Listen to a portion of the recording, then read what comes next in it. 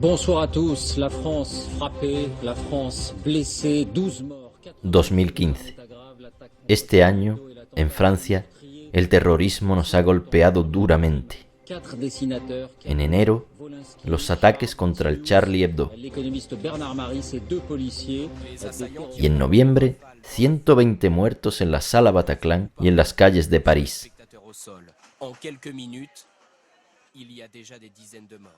¿Cómo se pueden cometer tales masacres?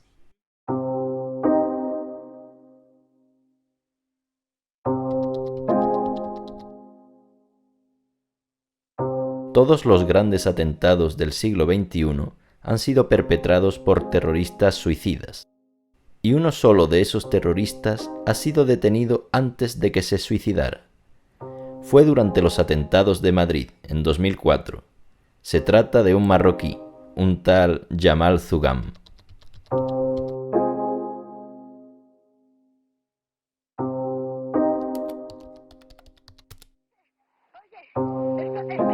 Ha habido una bomba en el tren y hemos tenido...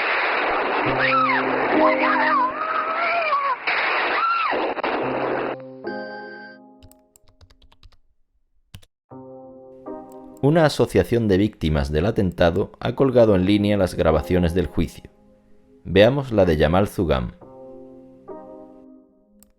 Que llegaron dos policías en el año 2001 y cuando estaba yo y mi hermano en la tienda de la frutería y me propusieron lo mismo de que si quisiera trabajar con ellos y entonces eso es lo que pasó, me dio el teléfono pero nunca le llamé. Entonces esta persona cuando fue detenido el día 13 de marzo, 2 o 3 días después, estando en la comisaría, vino a verme. Me dijo, ¿te acuerdas de mí?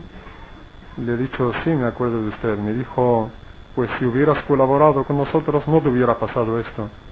Entonces no le contesté porque yo tenía miedo de hablar, porque cuando hablaba me pegaban y tal, pues yo procuraba hablar lo menos posible.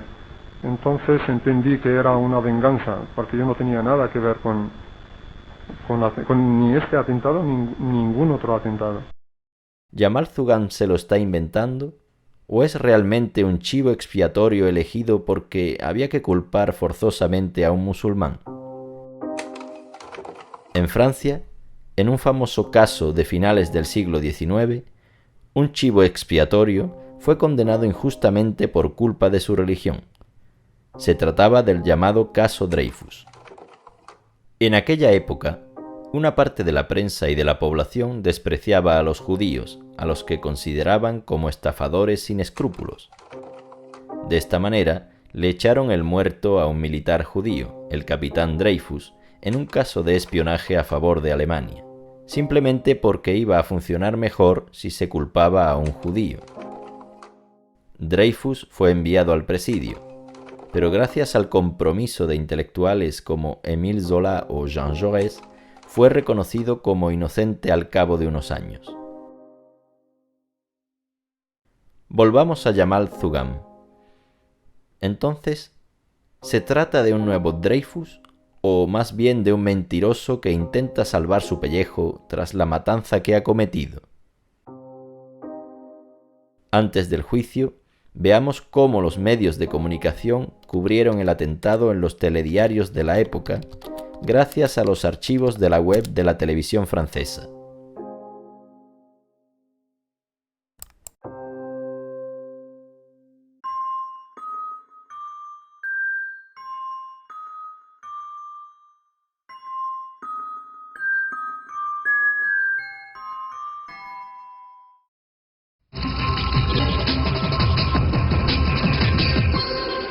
Bonsoir à tous. L'Espagne frappée au cœur par le terrorisme. Le dernier bilan des attentats de Madrid est effroyable. 190 morts, 1250 blessés, 4 trains piégés par plusieurs bombes dans les différentes gares de la ville.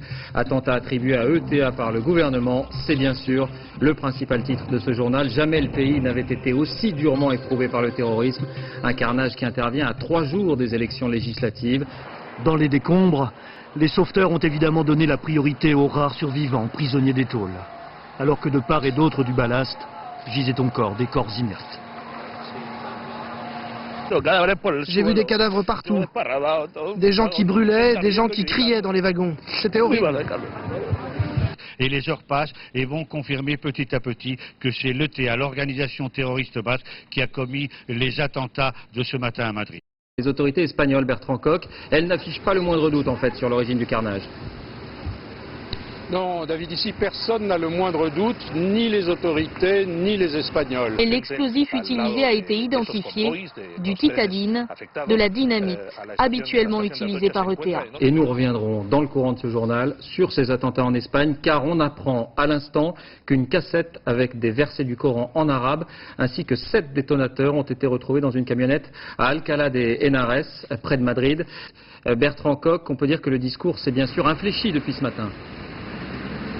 Oui, vous l'avez dit, c'est un véritable coup de théâtre. Ce même ministre de l'Intérieur... C'est la découverte de cette camionnette à 30 km de Madrid qui a semé les premiers doutes. À l'intérieur, une cassette audio avec les versets du Coran ainsi que 7 détonateurs. L'ombre d'Al-Qaïda... C'est par un communiqué rendu public hier par un quotidien londonien qu'Al-Qaïda aurait revendiqué les attentats de Madrid. Pour certains experts, ce communiqué semble crédible. Ce quotidien en langue arabe, basé à Londres, est un canal classique de revendication d'Al-Qaïda. En général, quand Al-Qaïda revendique un attentat, c'est vrai. Ces gens n'ont pas l'habitude de mentir. Ce n'est pas une question d'opportunité, comme beaucoup le suggèrent. Des mains blanches, des milliers de mains levées par opposition aux mains tachées de sang des terroristes. À Barcelone, ils étaient plus d'1 million à s'être déplacés. À Saragosse, Valence, Séville, Saint-Sébastien, partout l'Espagne avait la même voix, le même visage.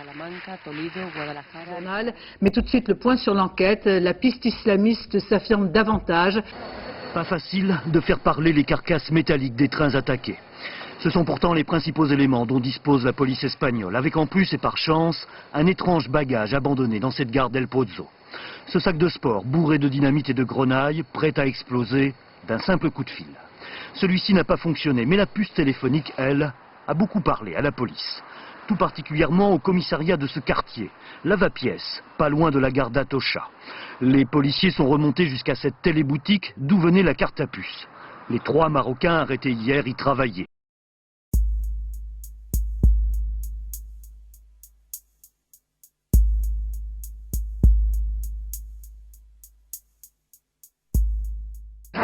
Second élément qui recentre l'enquête sur la piste islamiste, une cassette vidéo récupérée dans une poubelle cette nuit par la police, après appel téléphonique, tout à côté de la mosquée de Madrid. À 1 h du matin, le ministre de l'Intérieur a révélé le contenu de cette revendication. L'identité de cette personne est totalement inconnue de nos services de renseignement, tout comme... Des attentats qui auront donc complètement changé la donne des élections législatives. En quelques jours, tout a basculé.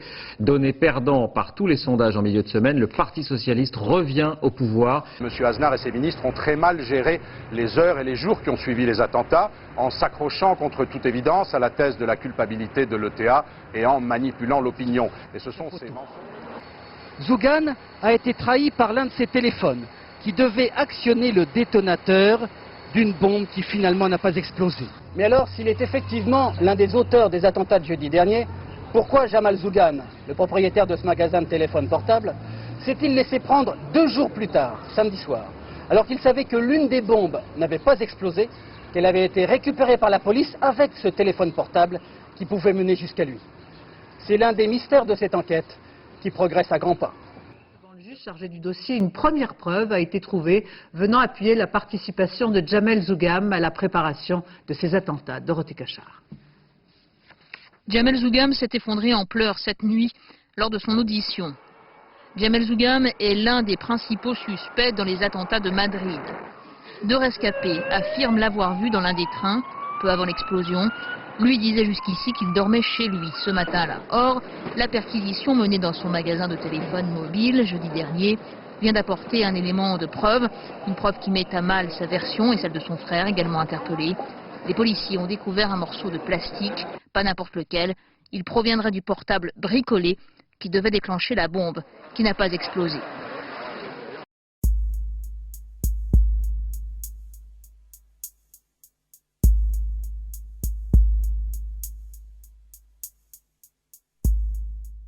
Voici l'un des derniers éléments de preuve pour mieux comprendre le scénario des attentats. Les explosifs d'abord, ils auraient été fournis par cet homme, un Espagnol, petit trafiquant, ancien mineur. Avant les attentats, un commando d'une douzaine de personnes aurait passé 15 jours au moins à étudier les horaires des trains, à s'entraîner, à déposer les sacs. Le jour des attentats, le commando a utilisé cette camionnette pour transporter les explosifs vers la gare d'Alcalá de Henares, point de départ des trains visés. À l'intérieur des empreintes, celle de Jamel Zougam, principal suspect dans l'enquête.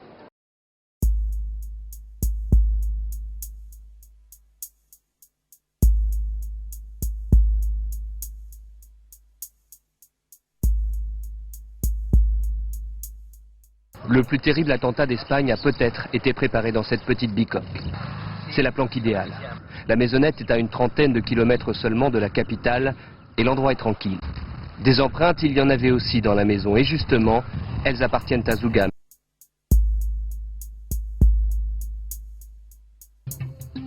Madame, Monsieur, bonsoir. L'actualité de ce dimanche nous ramène en Espagne, 3 semaines après les attentats de Madrid, avec un nouvel épisode dans la lutte contre le terrorisme. Pour la première fois et en Europe, des hommes encerclés par les forces spéciales se sont fait sauter plutôt que de se rendre. Ces suspects ont été identifiés à l'heure qu'il est, 3 d'entre eux.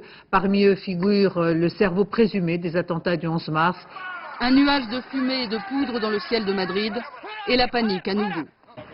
L'assaut a débuté vers 18 h. Les forces spéciales espagnoles encerclent alors un immeuble. Ils savent que vivent ici plusieurs islamistes sans doute liés aux attentats du 11 mars. Mais les terroristes les repèrent. Ils ne se rendront pas. Les Arabes étaient en train de crier à la fenêtre. Ils avaient fermé les volets. Je ne sais pas ce qu'ils disaient. Ils criaient Allah, un cri très fort, très fort. Puis les islamistes tirent sur les policiers. La fusillade dure longtemps. Et au dernier moment, ils se font sauter avec leurs explosifs.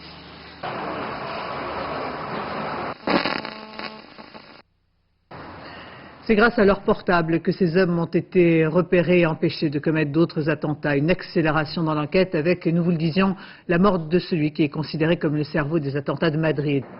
Depuis jeudi, ces 6 hommes figurent parmi les plus recherchés au monde. Interpol a émis leur signalement auprès de 181 pays. Parmi eux, 2 au moins sont morts hier à Leganés. À gauche, le Marocain Abdenabi Kouja, alias Abdallah. L'autre, Serhan Faret, dit le Tunisien. Il serait la tête pensante des attentats du 11 mars à Madrid. Ce jour-là, un groupe terroriste dépose 10 bombes dans 4 trains. Bilan, 192 victimes. En guise de détonateur, un simple téléphone portable. Une fois encore, le commando terroriste a été trahi par ses téléphones portables. Il continuait d'utiliser des cartes prépayées issues du même lot que celles du 11 mars. Par satellite, les policiers ont ainsi pu localiser le lieu où il se cachait.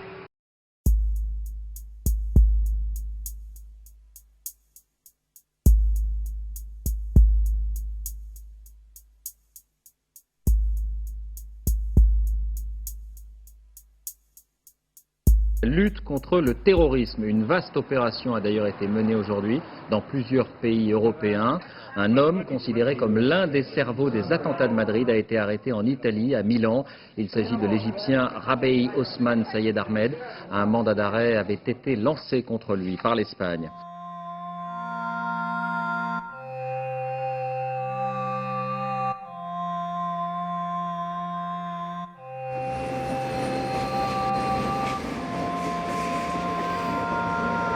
Como lo dicta la actualidad, los medios de comunicación franceses no volverán a hablar de la investigación hasta el inicio del juicio, 3 años después del atentado. Mientras, evidentemente, un juez instructor, Juan del Olmo, siguió investigando. Examinemos brevemente el auto de procesamiento, es decir, el documento que resume esos años de investigación.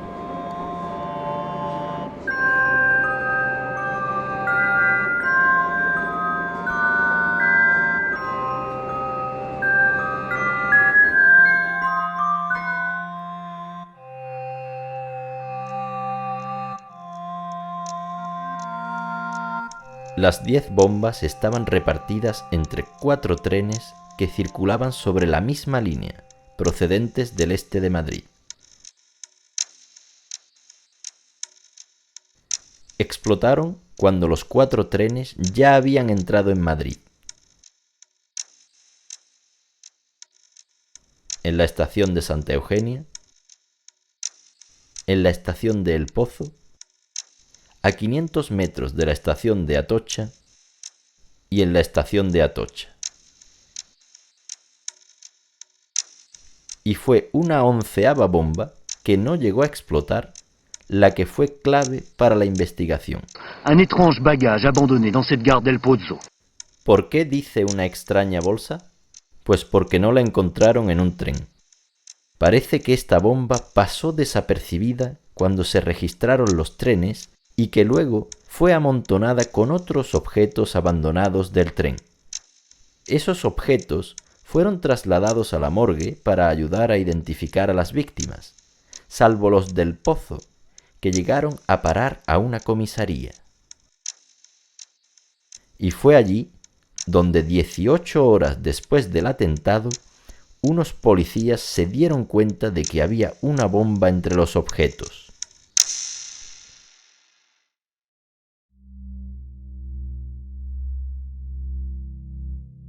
La bomba estaba escondida en una bolsa de deporte.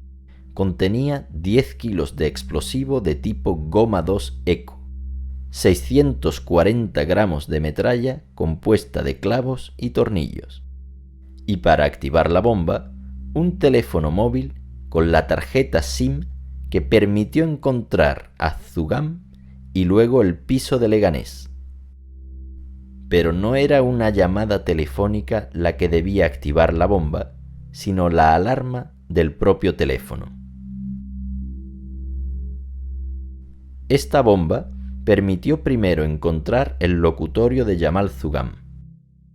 La tarjeta SIM no demuestra que él fabricó la bomba, dado que cualquiera habría podido comprarla en el locutorio. Sin embargo, el trozo de plástico que se encontró en su locutorio y que correspondería a un agujero en la carcasa del teléfono, demostraría que él fabricó la bomba. Pero, increíblemente, esta prueba irrefutable no se menciona en ninguna parte del auto de procesamiento.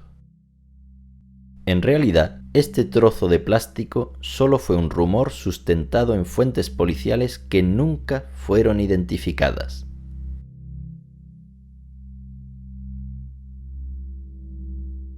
El juez de instrucción recogerá finalmente los testimonios de 4 supervivientes que afirmaban haber visto a Zugam en los trenes.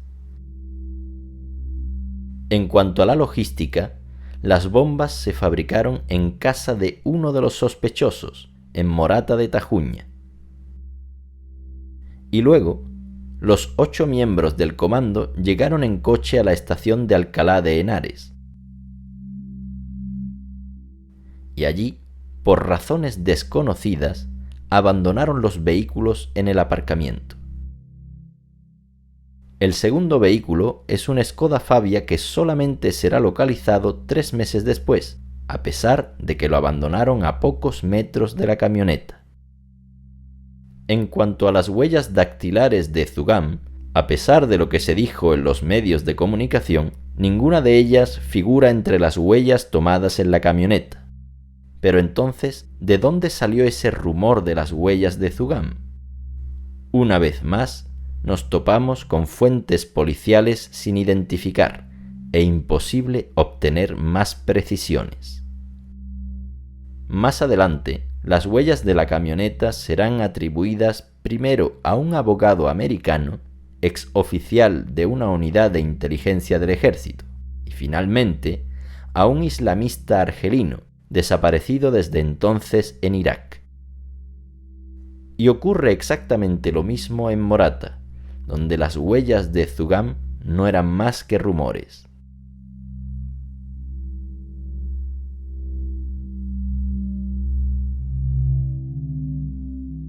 Pasemos a los otros miembros del comando. Entre los escombros del piso de Leganés serán identificados finalmente los restos de 7 personas que se corresponden casi con la lista presentada entonces por los medios de comunicación. El jefe de este grupo era el marroquí Jamal Hamidán, alias El Chino. Cabe destacar que el juez de instrucción no ha encontrado ningún vínculo entre este grupo y Jamal Zugam. La policía había publicado sus fotos unos días antes de la explosión gracias a las revelaciones de un exminero, Javier Trasorras, confidente policial, que les había facilitado los explosivos. Fue otro confidente quien le puso en contacto con el chino, el marroquí Rafa Zuyer. Las revelaciones de estos dos confidentes fueron determinantes para conocer la naturaleza del explosivo, porque al parecer hubo problemas con los análisis químicos. De hecho, el informe de los análisis de los 4 trenes da como resultado el término impreciso de componentes de dinamita, sin detallar los componentes encontrados, y concluye que es imposible determinar el tipo de dinamita. El jefe de los TEDx puso en duda incluso que fuera dinamita, porque a su juicio los daños corresponderían más a explosivos militares, como el C4. Fue entonces, gracias a los confidentes y también a la bomba que no explotó, como se supo que el explosivo era goma 2 eco y no titadín, como se creía al principio. También fue gracias a los confidentes cómo la policía identificó a la banda del chino. Solo faltaba localizarlos, cosa que la policía logra por otra imprudencia que cometieron. Une fois encore, le commando terroriste a été trahi par ses téléphones portables. Il continuait d'utiliser des cartes prépayées issues du même lot que celles du 11 mars.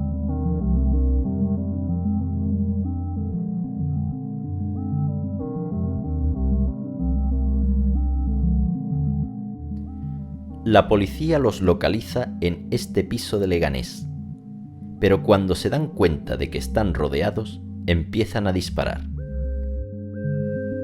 Varios familiares de los sospechosos se ponen en contacto con la policía porque han recibido llamadas de despedida de parte de estos.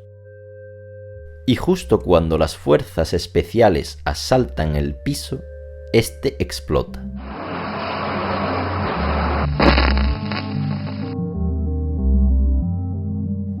Por lo tanto, Zugam es el único superviviente del comando.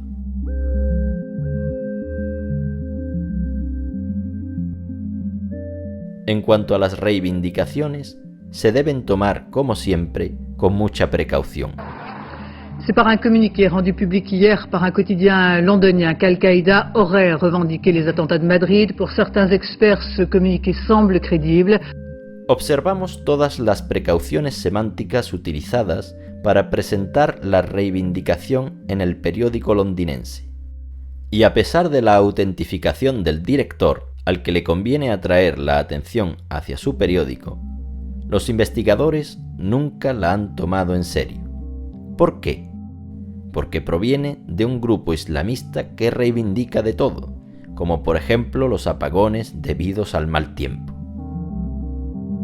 Y por último, el auto de procesamiento explica por qué Rabey Osman, un egipcio residente en Italia, había sido detenido.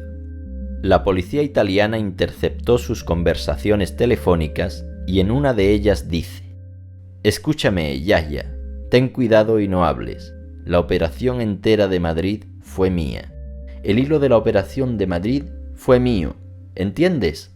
Los trenes».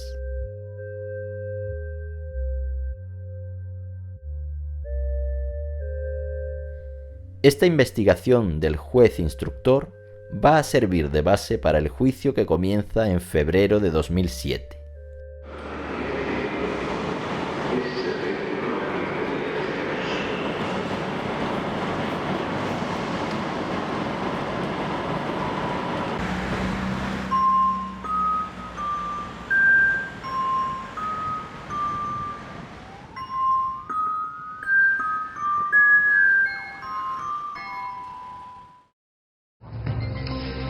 un jour attendu de tous. C'est ainsi que la radio publique espagnole a annoncé l'ouverture du procès des attentats du 11 mars 2004 à Madrid.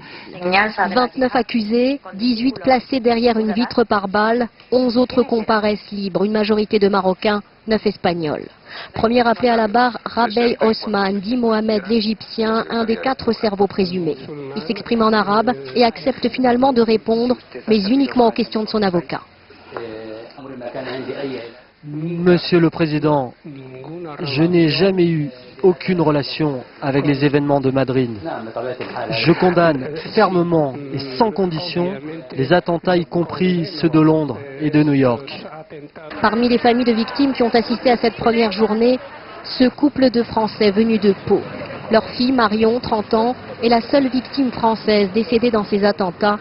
Son père craque. Après l'audition de ce premier cerveau présumé qui nie tout en bloc, le procès se poursuivra demain avec la diffusion des écoutes téléphoniques qui l'accusent. Pero la televisión francesa no cubrirá ni la audiencia del día siguiente ni ninguna otra durante todo el juicio. De hecho, ningún medio de comunicación francés cubrió lo ocurrido en este tribunal. La audiencia relativa a esas grabaciones de Rabey Osman hay que buscarla en internet, concretamente en la página web de una de las asociaciones de víctimas.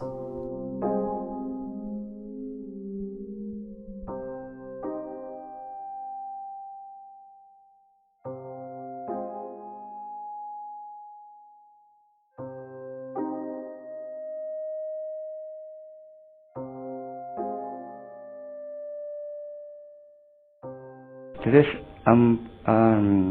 pueden acreditar que las transcripciones que se han realizado son fiel reflejo de lo que se escucha en esas conversaciones? Pues no, en absoluto. Hemos encontrado palabras, oraciones, enunciados en la transcripción italiana que realmente no coincide con el contenido de las grabaciones. Que dice el interlocutor que achacan a Rabey, el hilo de la operación de Madrid fue mío, ¿entiendes? ¿Esa frase la han escuchado ustedes? Nosotros no la hemos escuchado en absoluto. Yo creo que ha habido un poco de ligereza y de poca responsabilidad, lo digo sinceramente, para crear o dar un amueblamiento de un subcontexto que realmente no existía.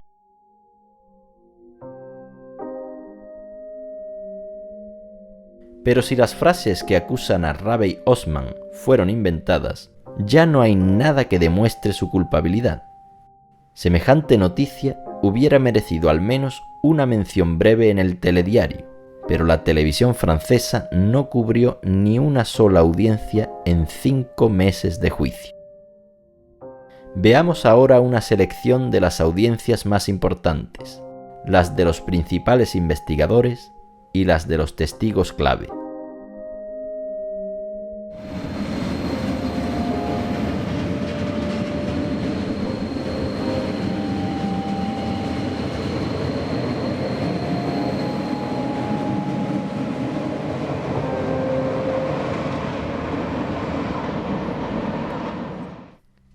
La pieza clave de la investigación es una bomba escondida en una bolsa que se encontró en una comisaría. Fue la tarjeta SIM que contenía la que permitió remontarse a la banda del chino y a Jamal Zugam, que habría cometido el error de utilizar material de su propia tienda. Pero, además de que esos objetos no hayan sido transportados a la morgue, sino a la comisaría, surge otra pregunta. ¿Por qué la bomba no se encontró entre los objetos cuando todavía estaban dentro del tren?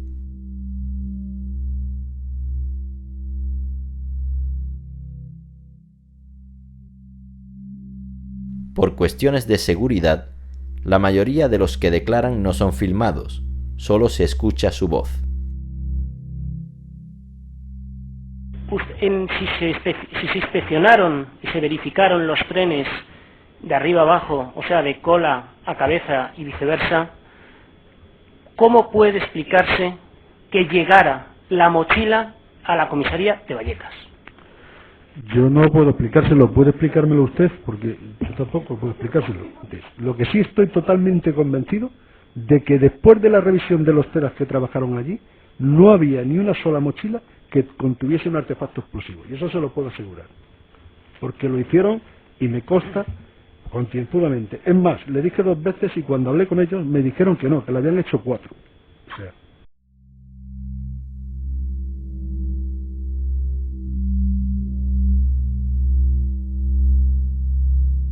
para aclarar las dudas sobre la procedencia de la bomba, veamos si estuvo en la camioneta. Registrándola, se hallaron una cinta del Corán y unos detonadores, pero nunca se encontraron huellas de explosivos, a pesar de que se utilizaron perros adiestrados.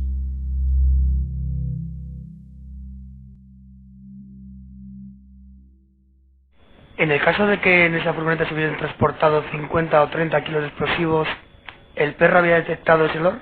Sí, lo había detectado, inmediatamente lo había, pues quedan residuos del explosivo y el perro lo había detectado. Ninguna pregunta más seria. Que si esa cantidad introducida dentro de una bolsa de plástico de basura cerrada, introducida a la vez dentro de una mochila bien cerrada a las cremalleras, podía haber sido detectada o podría haber fallado el perro en su detección. Hombre, si hay bastante cantidad, como dice usted, y eso, pues es fácil que el animal lo detecte, porque siempre queda la manipulación de la bolsa de esto y quedan restos. Pero podría ser que no, en algún momento. Si hay tanta cantidad, sí le digo.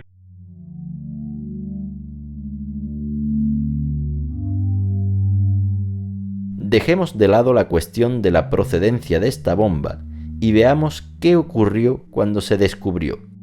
En primer lugar, su desactivación.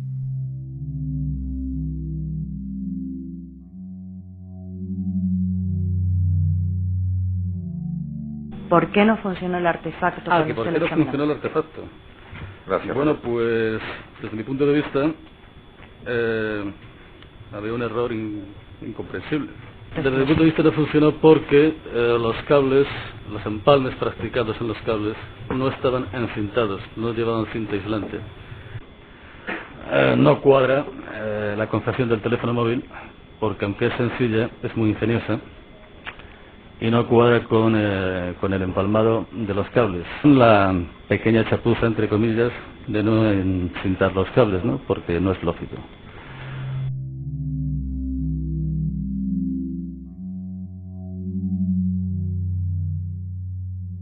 La policía científica también estuvo presente durante la desactivación de la bomba.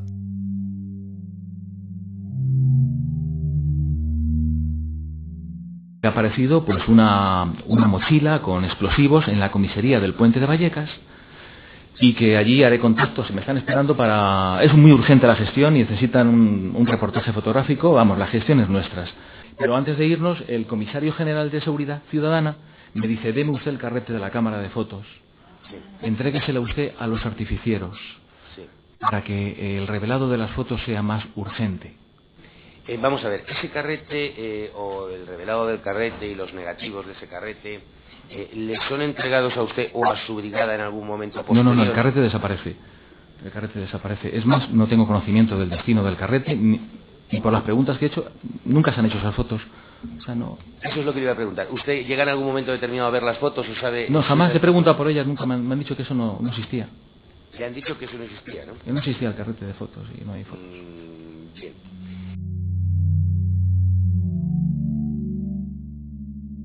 Pero entonces, ¿de dónde proceden las fotos que se han publicado en los medios de comunicación?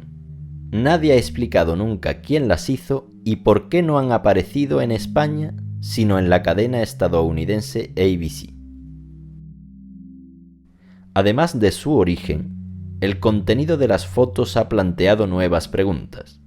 En una de ellas se ve una gran cantidad de clavos y tornillos que debían actuar como metralla. Este punto no ha sido abordado durante el juicio, pero la médica forense lo abordó poco después en un medio de comunicación.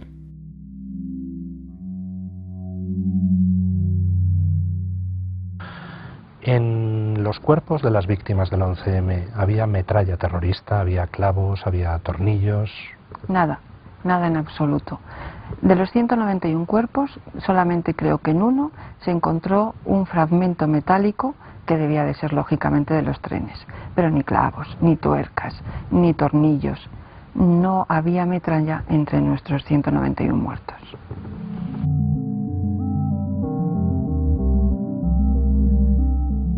Esta diferencia con las bombas que explotaron aumenta aún más la extrañeza de esta bolsa.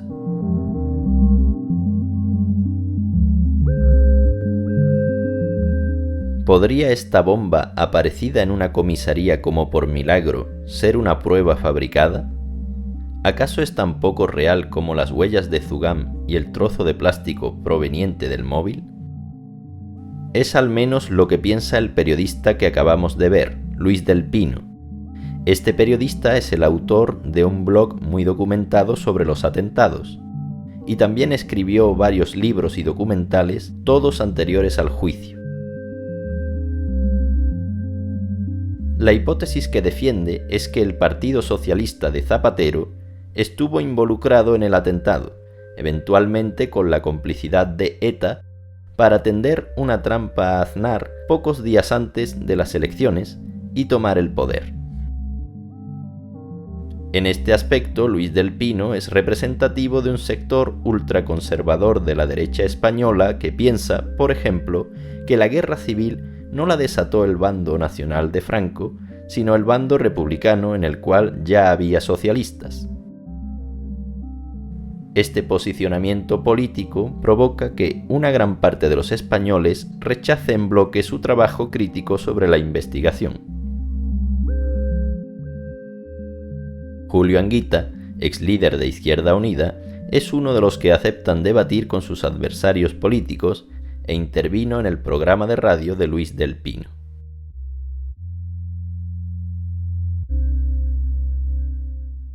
En julio de 2007 hizo usted unas declaraciones en pleno juicio del 11M diciendo que la verdad del 11M se llegaría a saber, pero que será con mucho retraso. ¿Qué fue el 11M?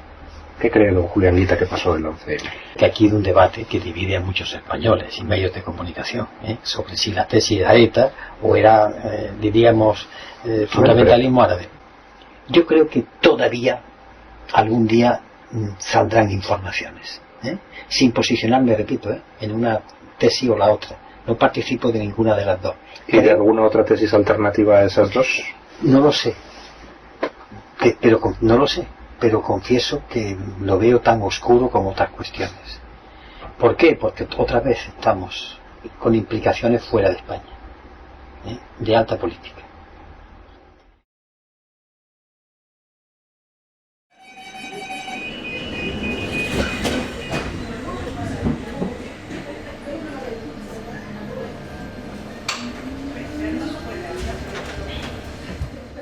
Frente a tantas dudas sobre la bolsa y la camioneta, elementos que aparecieron lejos de los trenes, volvamos a centrarnos en ellos y, en primer lugar, en la cuestión del explosivo utilizado.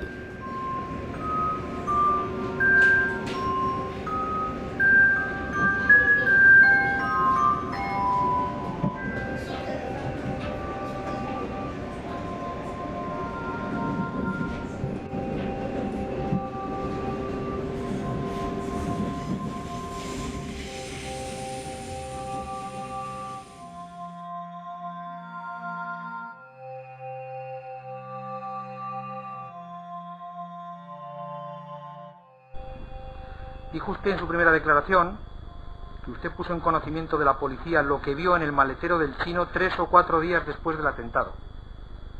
¿Esto es cierto? No. ¿No lo ratifica? No. Ya le digo que fue por lo que me mandaron decir, porque me dijeron que era testigo protegido y el juez del Olmo, astutamente, porque se puede decir que astutamente, me dijo que estaba protegido bajo la ley vigente en España, la protección mía y de mi mujer. Ni mi mujer ni yo estuvimos protegidos, ni lo estamos. Y entonces declaré lo que me mandó el CNI y la comisaría. ¿El CNI? ¿Quién es el CNI?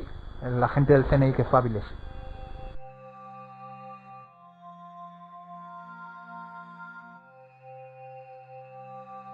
¿Usted tenía la más mínima idea de que Hamad Admiral perteneciera a un grupo terrorista o islamista o como quiera llamársele. Yo ya he explicado que Yamal Amidán es una persona totalmente occidental, totalmente.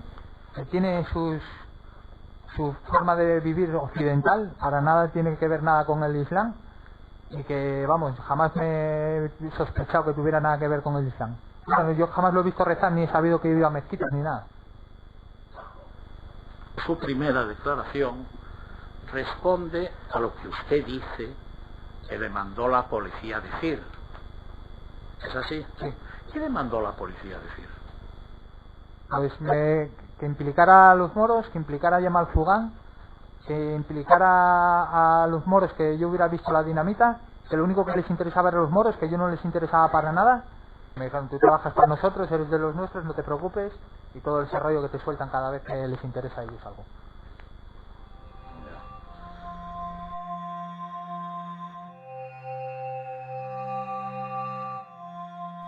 Pero si se lo ha inventado todo, ¿cómo se puede saber con certeza que el explosivo era goma 2 eco?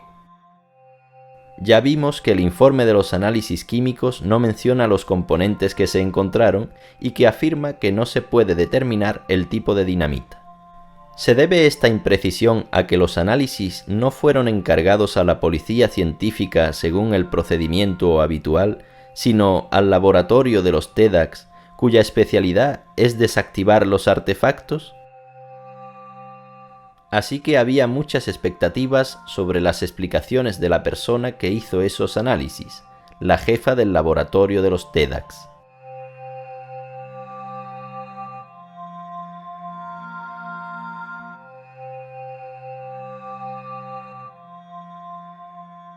¿Y cómo se detectan los componentes orgánicos? Se hace lo que se llama una extracción acuosa, que es mediante disolución. Entonces esas disoluciones se emplean en la analítica que se realiza. Se quiere decir que se agotan ahí, desaparecen, no Efectivamente, no guardan una muestra para un contraanálisis, para un análisis. No, de eso no. ¿Recuerda usted qué componentes de dinamita se detectan? Sí, en inorgánicos, nitritos, nitratos y amonio, con lo cual la lectura es nitrato amónico, y en orgánicos nitroglicol. Ha manifestado usted que los componentes genéricos de dinamita que encontró en los focos son nitrato de amonio y nitroglicol. ¿Por qué ha esperado hasta hoy para concretarlo y en estos 3 años se refería únicamente a componentes genéricos de dinamita? Incluyo aquí su declaración de hace aproximadamente un año en el Juzgado Central de Instrucción número 6. Perdone, a mí me hablaron de qué componentes había, y digo, estuvimos hablando sin que me dijeran, detálleme cuáles son los que desarrollan ustedes en análisis. A mí eso nunca se me produjo. Estuvimos hablando de los componentes que desaparecían, de otros que no estaban, y de que yo no recuerdo que se me dijera en ningún caso en estos 4 años que escribieran los componentes. Una afirmación verdaderamente increíble cuando se constata hasta qué punto la controversia sobre esos componentes ha ocupado las portadas de la prensa española. Resulta imposible volver a hacer análisis para aclarar las dudas, ya que por un lado la jefa del laboratorio ha declarado no conservar ninguna muestra y por otro lado, ya que los trenes fueron destruidos solamente 2 días después del atentado, como lo recordará el tribunal en la sentencia.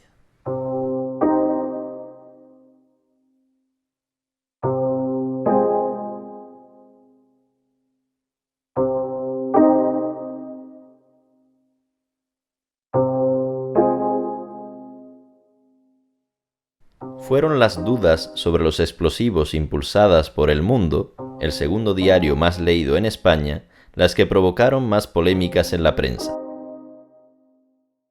Uno de sus periodistas, Fernando Mújica, fue el primero en poner en duda la investigación, aunque no opina lo mismo que Luis del Pino en cuanto a los verdaderos autores del atentado.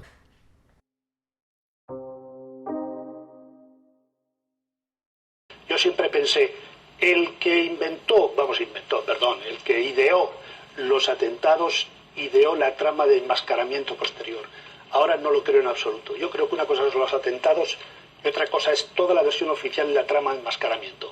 Yo no creo que ningún policía, ningún miembro del CNI, ningún político, ni del Partido Socialista, ni del PP, esté implicado en los atentados. No lo creo, con toda sinceridad. Entonces, según él, hay que distinguir dos cosas. Por un lado, el atentado en sí, y por otro lado, la desviación de la investigación hacia una pista falsa. Y el hecho de que policías, jueces o políticos participaran en esta desviación no significa que estuvieran implicados en la ejecución del atentado. Luis del Pino invitó a Fernando Múgica a su programa de radio para que confrontaran sus hipótesis. A mí me gustaría preguntarle a Fernando, que concretara un poco más. Estamos hablando de servicios secretos, lógicamente, de fuera de España, y en el caso de Luis piensa que son servicios secretos de dentro de España. Entonces, un poco que cada uno profundizara para que la gente se haga la idea de cómo puede ser posible eso. La gente conoce la CIA, la DIA, la DEA, el FBI y la NSA. 5. Hay 1.750 agentes de inteligencia en Estados Unidos. Entonces, conocemos 5, pues nos faltan 1.600... no 1.745 nos faltarían. Bien, hay una cosa que la gente se está preguntando que me parece esencial, y es, ¿cómo es posible que no fuera para cambiar el voto si sucedió, no? En realidad, es que el gobierno no lo pudo hacer peor. Es decir, el voto no se cambió por el atentado, se cambió por la torpeza del gobierno y por la habilidad del contrario, pero no por el atentado.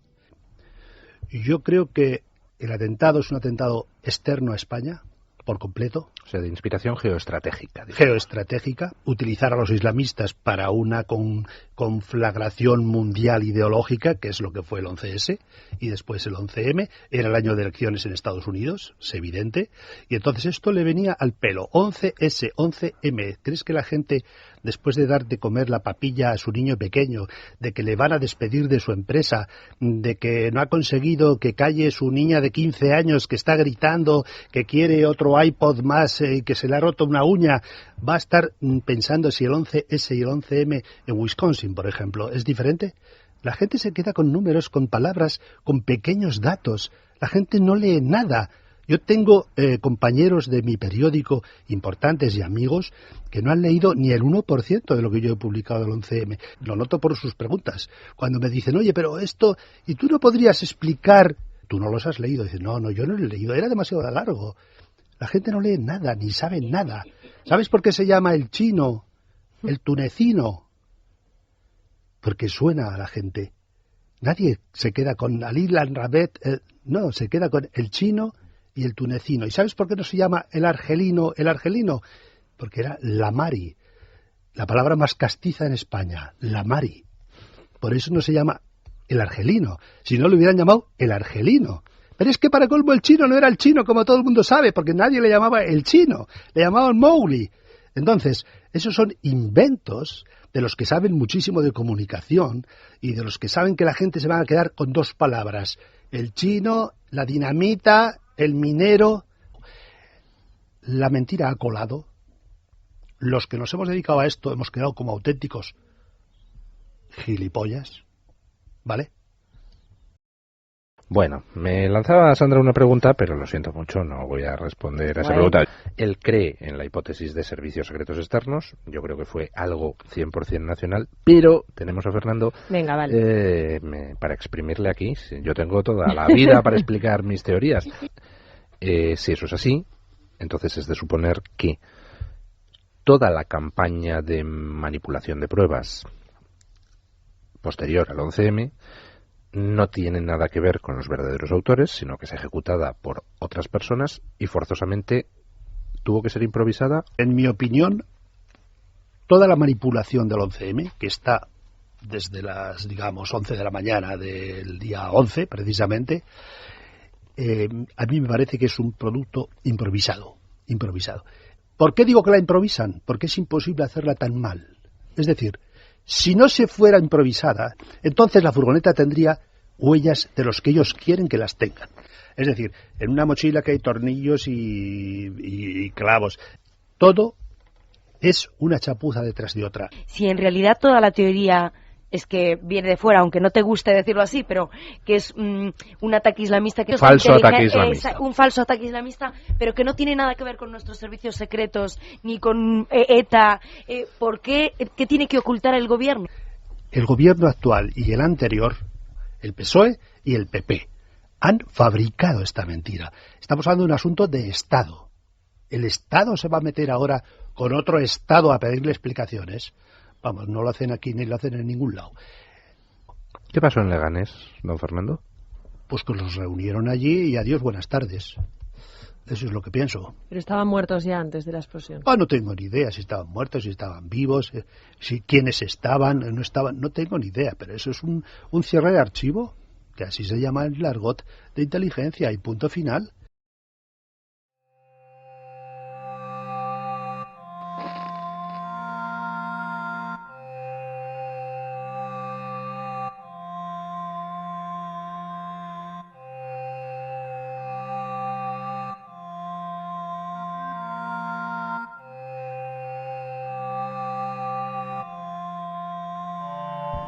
Este es el cadáver 616, señor. Que le falta parte del cráneo, desde luego hay, además está totalmente perdida la referencia anatómica con la columna vertebral. Cadáver 617, por favor. Aclare, por favor, una vez más eso. ¿Hacen ustedes una autopsia? Hemos hecho el examen que corresponde a restos, a cadáveres incompletos y muy fragmentados como de los que hemos dispuesto. ¿Se realizaron las correspondientes autopsias en los cuerpos de los sospechosos o no? Los médicos forenses no contestaron claramente a esta pregunta. Carmen Baladía, la médica forense que se había ocupado por su parte de las víctimas de los trenes del 11 de marzo, nos da su explicación.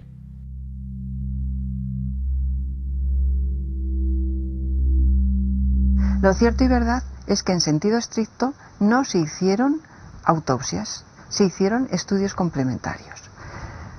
Las autopsias, hay un protocolo de actuación, a ver cómo estaban esos pulmones, a ver cómo estaban esas mucosas, si habían respirado humo, si con esa energía térmica que se desprende en una explosión había quemaduras, etcétera, etcétera.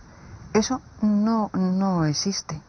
No se hicieron esas autopsias. Lo que existen son una serie de datos complementarios. Y efectivamente, 2 años después, el ilustrísimo señor magistrado don Juan del Olmo solicitó que los informes de autopsia, que se hicieran las autopsias. Pero ya no se podían realizar, ya no se pueden hacer porque...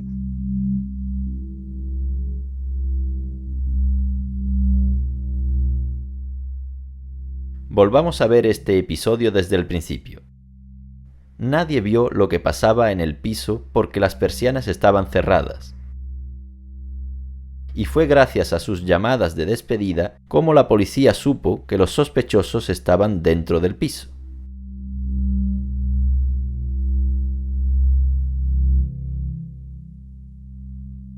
¿Se puso en contacto por teléfono con usted o usted con él? Él me llamó y me ha dicho que va a ver a Dios, que está toda la policía alrededor de él, el helicóptero, y va a ver a Dios. Y la voz que tenía, ni siquiera le conocía yo, me decía que era, yo soy tu hermano, digo, ¿quién es?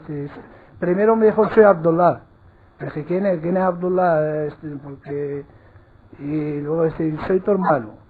Mire, usted dice que cuando su hermano habla con usted, sí, le comenta que está, le habla como persona desesperada, ¿no es así? La última llamada es que yo, la voz que tenía, o sea, que tenía duda como no se fuera mi hermano. La otra persona que fue citada a declarar sobre esas llamadas de despedida fue la viuda de Yamal Hamidán, alias el Chino. Poco tiempo antes, esta viuda había detallado la llamada a El País que la sacó en portada.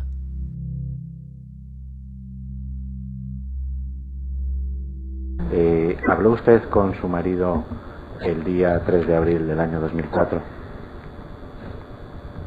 El día de la explosión de Leganés. No. ¿No recuerda usted haber declarado algo a un medio de comunicación en ese sentido? No recuerdo. Los medios de comunicación, estoy harto de repetirlo, no son fuente de prueba. Gracias, señor presidente. El juez excluyó del proceso la entrevista en la que ella había inventado esta llamada de despedida, y nunca se conocerán las razones de esta invención.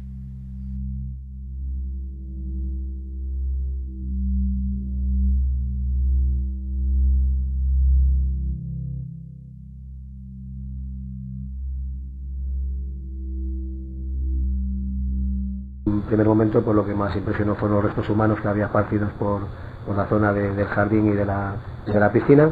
Y uno de los suicidas tenía el pantalón de al revés. Nos dio la impresión en ese momento que parecía que tenía puesto de al revés el pantalón, no de atrás para adelante, sino de al revés. La explosión, como afectó a varios pisos, no podíamos precisar con exactitud de dónde venían algunas de las prendas, por ejemplo, ¿no? ¿Encontraron algún tipo de documentación sobre ETA? ¿Algún tipo de documentación sobre ETA? Bueno, apareció en el piso de al lado, vivía un compañero y aparecieron restos de la documentación de ese compañero.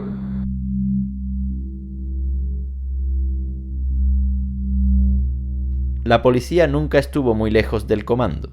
Según Luis del Pino, que ha tenido acceso al sumario, la policía estuvo vigilando a varios miembros de este comando durante más de un año. Los seguía varias veces por semana, pero de repente esos seguimientos se interrumpieron 3 semanas antes del atentado. Falsas llamadas de despedida, un policía en el piso de al lado, cuerpos sin autopsia. Uno acaba preguntándose qué es verdad en este caso. Lo que sí sabemos es que un miembro de las fuerzas especiales también murió durante el asalto. Pocos días después y bajo anonimato, un miembro de esta brigada de élite, el GEO, dio su punto de vista sobre este asalto a la cadena SER.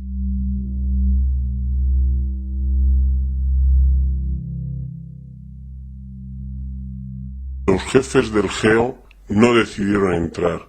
Los jefes del GEO propusieron otras alternativas. Había que esperar. Y alguien decidió que entrásemos, que no se podía dilatar. ¿Quién es ese alguien? ¿Quién es el que nos mandó allí sin ser el profesional del Grupo Especial de Operaciones, teniendo la opinión de uno de los jefes que se debería traer un traductor, se debería de esperar y dilatar el tiempo, cansarles, utilizar el gas, utilizar cualquier otra cosa hasta que se entreguen o que hagan lo que tengan que hacer, pero sin estar nadie alrededor? Fue una locura. Nos llaman héroes, no somos héroes, somos casi, se podría decir, hasta tontos por ir a donde fuimos.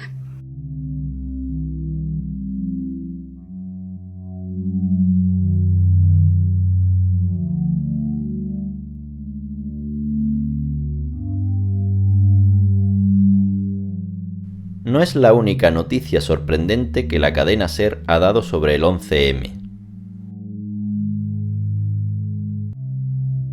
Y hay una anécdota última que respecto al 11M, digo porque estamos en las fechas del autoprocesamiento del Olmo, y es que quiero recordar que el 11M, el mismo día de los atentados, estaba en Palma el Boeing 737 de la CIA. Y este Boeing, al día siguiente de los atentados, salió a todo escape de Palma porque modificó su horario de salida.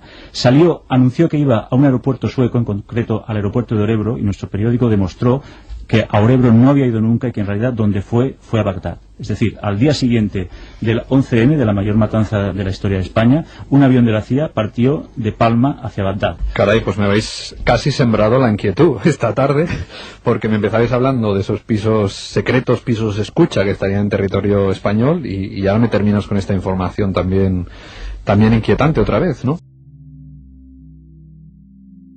Hay que tener en cuenta que esta noticia fue divulgada por periodistas que la cadena SER había invitado a un programa que no estaba dedicado al 11M, sino al escándalo de los vuelos secretos y de los secuestros de la CIA en Europa.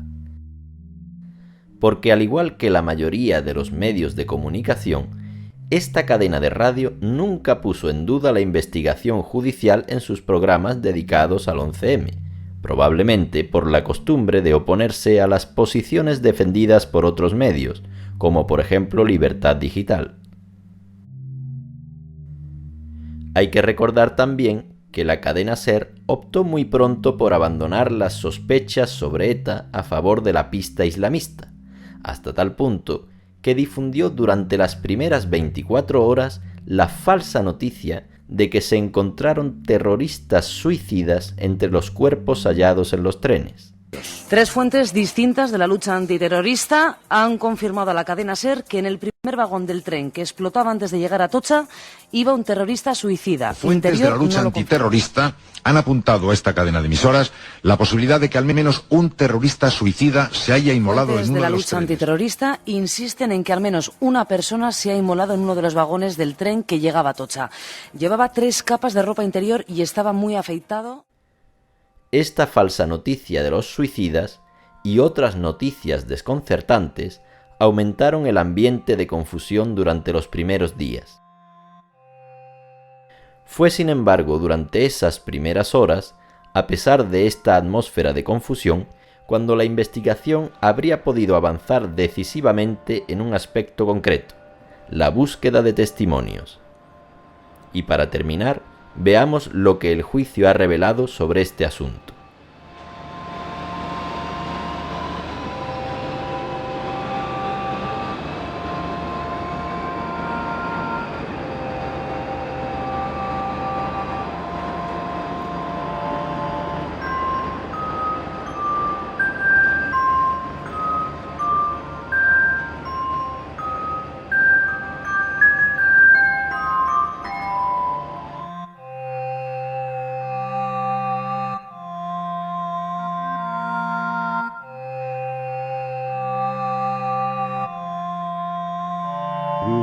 Una persona en concreto que estaba metiendo una mochila, no una mochila, sino una bolsa de deporte debajo del asiento de adelante. ¿Usted dónde se sentó en ese tren? En la segunda planta. Porque ha dicho hoy, ha venido usted aquí hoy, ha dicho primer piso, y no piso bajo, como dijo, instantáneamente y ha venido ratificando desde aquel momento. Entonces coincidirá conmigo que en aquel momento tenía usted la memoria más fresca que hoy. Puede ser. La bomba explotó en la planta de arriba. Así que, en el juicio, este testigo modificó su testimonio para que correspondiera con la realidad, y uno se pregunta por qué no fue apartado durante la instrucción. El auto de procesamiento aporta pocos datos sobre los otros 3 testigos, en particular sobre la fecha en la que identificaron a Zugam. Y no se sabrá nada más sobre el primer testigo porque, curiosamente, poco tiempo antes del juicio, esta persona regresó a su país de origen, Rumanía. Las últimas testigos son también 2 trabajadoras rumanas que iban juntas al trabajo ese día. ¿Qué es lo que vio exactamente? Pasó un chico con una mochila azul, me tocó el hombro derecho y pasó en vagón abría la puerta y pasó un vagón en mi frente. Yo le miro la cara a ver qué pasa, que no pide perdón, que nada, que pasa como un loco. ¿Cuándo es la primera ocasión en la que usted presta declaración? ¿El 1 de abril de 2004? Sí.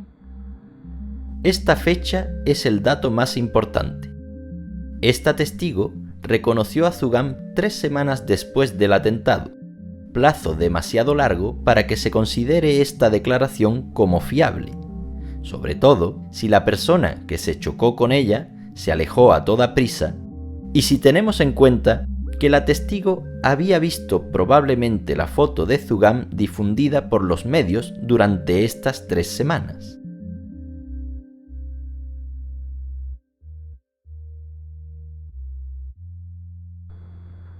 ¿Qué es lo que vio? Un chico que ha venido con una mochila y dándole un golpe a la compañera. ¿Usted reconoció a esta persona también en 2 reconocimientos en rueda? Sí. ¿En el juzgado? Sí. una en abril de 2005 y otra en marzo de 2006. Sí. A un testimonio tan tardío no debería concedérsele ningún valor, sobre todo al haber sido influenciado por su amiga y por los medios de comunicación. Para darse cuenta de la influencia que los medios de comunicación han ejercido difundiendo la foto de Jamal Zugam, veamos a dos testigos que durante la instrucción habían reconocido a otros sospechosos diferentes.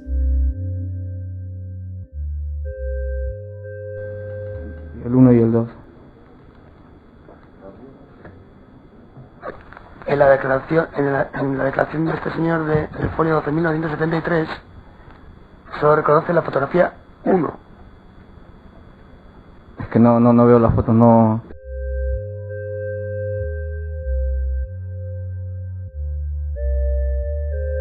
El número 2. Sin ninguna duda. Sin ninguna duda. ¿Por qué motivo reconoció usted al número 6? Probablemente porque estaba nerviosa.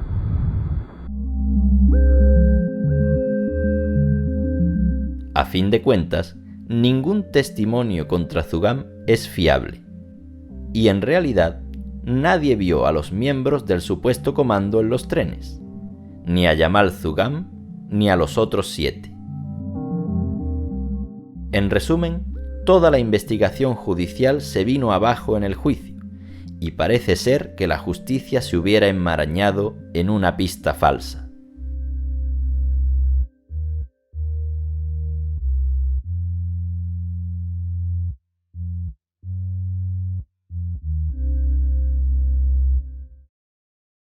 Aucune émotion sur le visage de ces deux Marocains. Chacun vient pourtant d'écoper de 40 000 ans de prison, peine cumulée pour les victimes et pour être les poseurs de bombes. Peine théorique traduite en 40 ans de réclusion. Sur les 28 accusés, 21 sont reconnus coupables. Parmi les acquittés pour manque de preuves, une surprise, celui qu'on appelle Mohamed l'Égyptien, considéré comme un des cerveaux des attentats. Le procès a duré 8 mois et demi. Une longue et nouvelle épreuve qui s'achève pour les victimes et leurs familles. Quant aux peines, elles les trouvent parfois trop légères. Il y a des gens qui sont en prison depuis 2 ans, et je pense que certains seront libres dans 2 mois. Après le choc et le mal qu'ils ont fait aux gens, leur vie continue. La justice devrait changer. Les accusés, escortés par un lourd dispositif policier, ont regagné leur cellule de la prison de haute sécurité dans la banlieue de Madrid. Increíble. Aparte del caso de Rabe y Osman, el tribunal ha dado por buena la investigación judicial, a pesar de todas sus contradicciones. Veamos la sentencia con más detalle. En cuanto a Zugam, el tribunal ha dado por válida la bomba que no explotó, así como 2 testimonios contra él.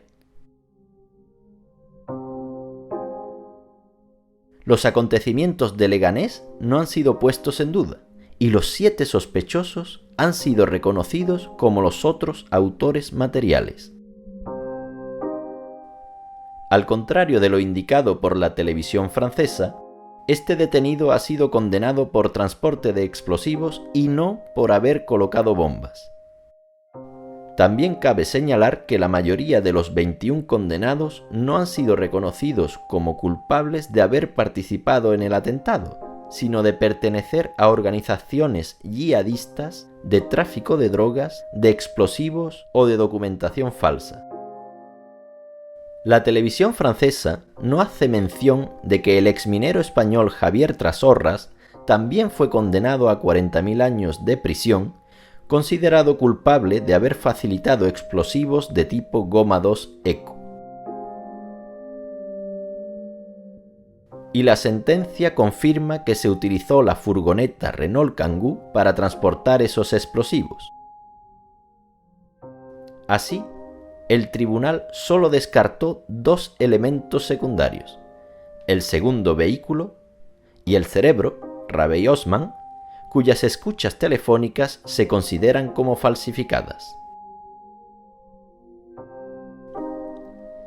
Aquí está lo que se considera como verdad judicial, pero resulta difícil de creer para quien haya visto el contenido de las audiencias.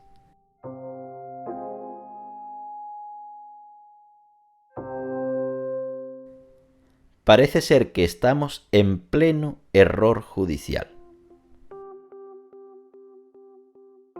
En Francia, ningún medio de comunicación se hizo eco de las contradicciones que salieron a la luz durante el juicio ni de la injusticia del veredicto.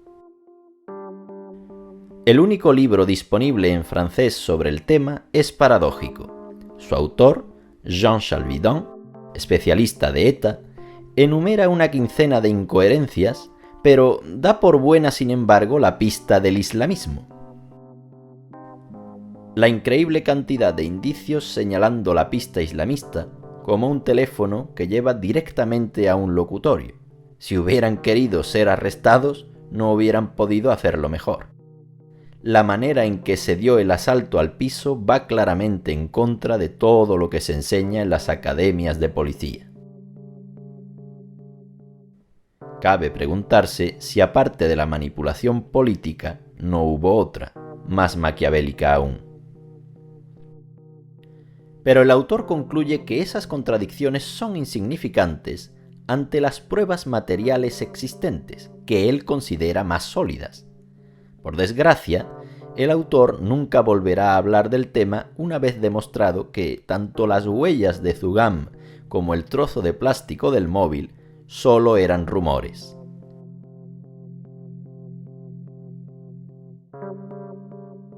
Los abogados de Zugam presentaron una demanda ante el Tribunal Europeo de Derechos Humanos de Estrasburgo.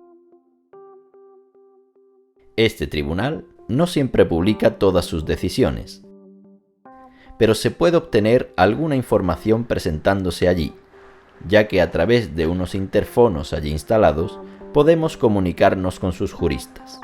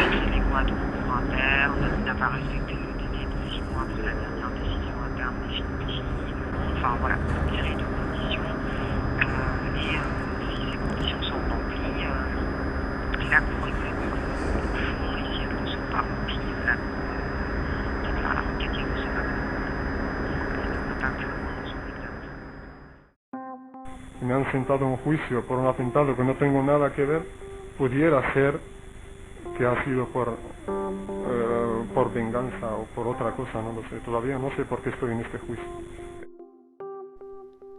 Hace ahora 12 años que Jamal Zugam está encarcelado. Cuando llegué a casa, cené, charlé, hablé un poco con mi madre y dormí. Y hasta el día siguiente, que era el día 11, cuando me levanté. Mi madre fue a hablar con el señor instructor. El señor instructor mi madre le dijo, mira, si hay algo de lo que estoy seguro es que mi hijo ha dormido en casa y se levantó a las 10 de la mañana y yo le preparé el desayuno. Entonces el señor instructor le dijo, ya lo sé, yo sé que Jamal ha dormido en casa, y le dijo, vaya usted a casa y pida la libertad.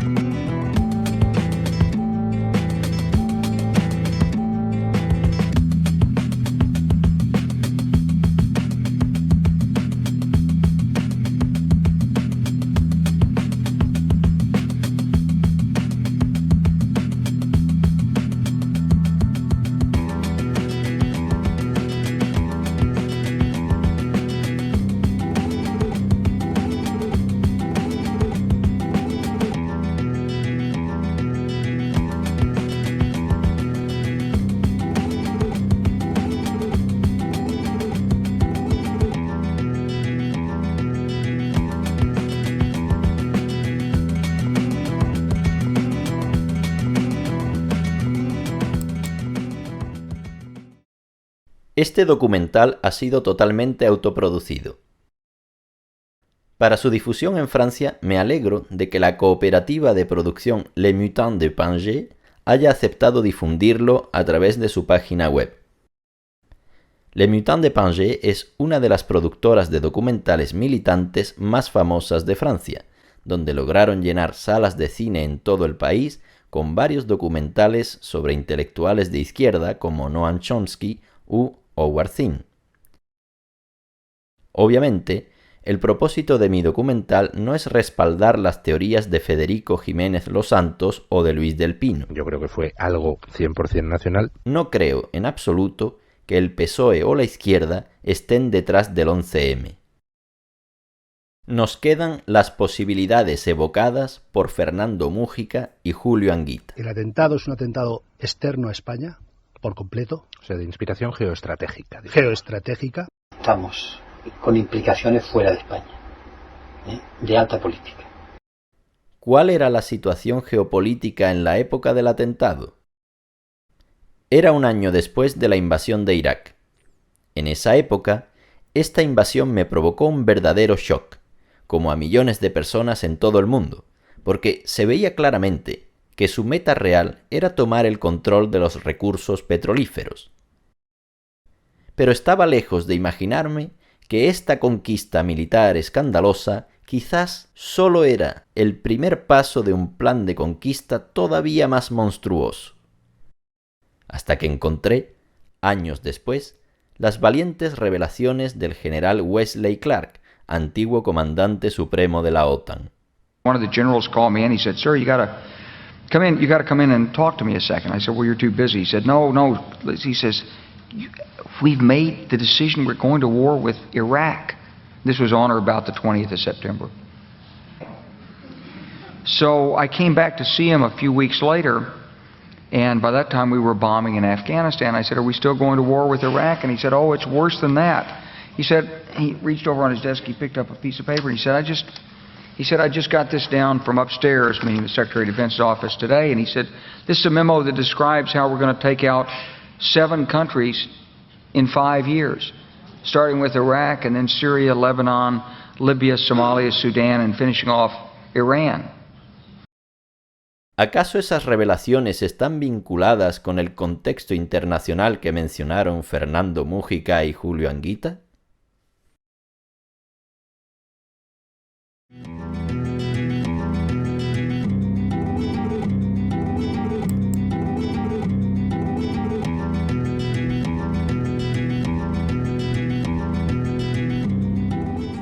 Daniele Ganser es un historiador de la Universidad de Basilea, en Suiza, que ha estudiado a fondo el terrorismo durante el período de la Guerra Fría.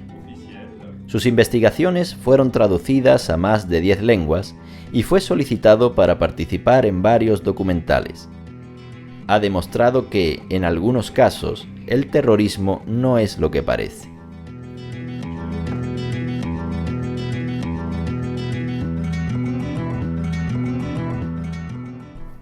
Il y a des fois la question chez des étudiants qui étudient l'histoire, mais c'est possible qu'un État démocratique comme la Suisse, l'Allemagne, la France, l'Espagne, l'Amérique, le Canada, qu'un État démocratique fasse du terrorisme, c'est possible, ou c'est complètement absurde. Je dis, c'est pas absurde. Si on regarde avec la France, on a en 1985 un moment où les Américains ou les Français voulaient faire des tests nucléaires dans le Pacifique. Donc c'est le président Mitterrand de la France voulait faire des tests nucléaires.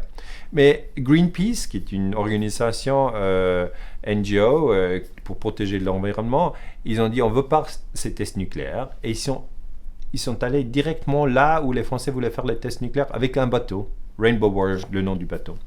Donc Paris, ils n'étaient pas contents à Paris et donc il fallait trouver une solution. Et ils ont pris le service secret, il s'appelle DGSE, Direction Générale Sécurité Extérieure. Et là, le chef du service secret, c'était Admiral Pierre Lacoste. Ils ont fait une opération qu'ils appelaient Opération Satanique. Et qu'est-ce qu'ils ont fait? Ils ont pris des agents, et les agents secrets, ils sont allés à New Zealand, Et là, le bâtiment de Greenpeace était dans l'Havre, il était en attendant pour la prochaine mission. Ils ont fait exploser le bâtiment. C'est du terrorisme, avec une bombe. On met une bombe, le bateau, il explose. Il y a un mort dans le bateau, un photographe du Greenpeace. Donc, c'est du terrorisme. Et à la fin, le chef du service secret français, il a dû démissionner. Le chef du département de la Défense, il a dû démissionner. Donc, on a quelques exemples qui prouvent que des fois, les États démocratiques, ils font du terrorisme, malheureusement.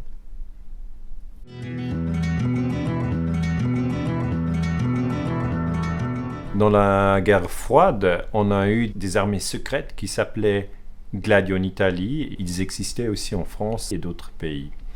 Et ces armées secrètes, ils avaient la fonction de combattre le communisme. L'idée, c'était s'il y avait une invasion des Russes, de l'Union soviétique, de l'Europe, on devrait quand même se battre aussi derrière les lignes. C'est pour ça ce qu'on appelait les armées secrètes « stay behind ». Et pour cela, ils ont eu des caches d'armes, où ils ont eu des explosifs, où ils ont eu des armes. Et l'OTAN a coordonné toutes ces armées secrètes. Ils se sont préparés pour une invasion qui n'a jamais eu lieu. On a un document du service militaire italien qui dit très clairement que Gladio a eu deux fonctions. Une fonction, c'est d'attendre les soviets qu'ils arrivent et les combattre. Et la deuxième fonction était de se préparer pour un cas d'urgence, un cas exceptionnel, mais qui était lié à la peur que les communistes en Italie et les socialistes en Italie deviennent trop forts. Et le juge italien Felice Casson, qui a fait les recherches sur les armées secrètes en Italie et d'autres pays, il a trouvé que cette opération très spéciale, très secrète, que ces armées secrètes ont fait, c'était la stratégie de l'attention. C'est-à-dire, on a créé le terrorisme, on a créé avec intention, ce n'était pas un accident, c'était l'intention de faire du terrorisme dans un pays pour choquer les gens. Donc, si vous venez avec moi dans la tête, dans l'année 1972, on a eu un attentat terroristique en Italie, à Peteano, il y a eu quelques morts. Et le juge italien Felice Casson, il a fait les recherches sur cet attentat.